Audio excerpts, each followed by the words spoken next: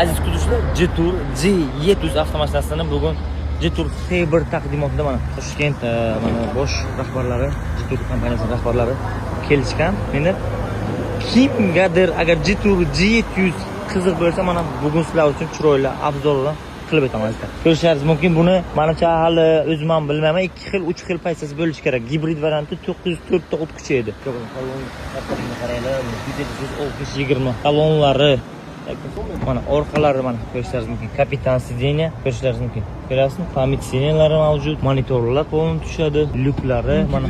Даже orqa o'rindiqlari ham elektropaket hisoblanadi. Ko'rishingiz mumkin. Juda ham zo'r, juda ham komfortli avtomashina desam ajablanmayman. Chiroyli, dizayn o'zgacha.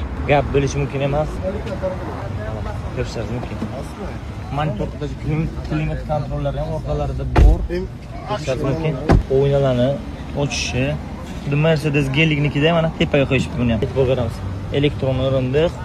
Bismillah. Menga to'g'risi Jetour G700 ni videosini ko'rganimda mana shu torpedodagi tablosi juda ham yoqqan edi. Juda ham splashnoy kattagina tablo qilib qo'yishgan.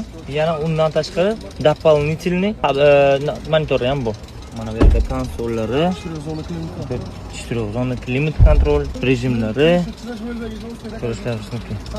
Gap yo'q. Ana bu narsalar keyin qaysi avtomashinaga bor? Kommentariyada yozib qoldiringlar. Qaysi avtomashinada xuddi shunaqa dizayn qilingan? Обязательно kommentariyaga yozib qo'yinglar. Mana lyuk oldinda, lyuk отдельно. Ko'rishingiz mumkin. Bye. Lexion Harman Kardon ekan. Akustika ham jinnisidan. Mana barlari.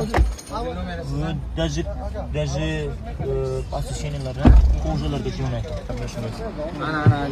Xudo xolasa, Jetour Buxoroda rasman ushbu avtomashinani ko'rishlaringiz mumkin bo'ladi.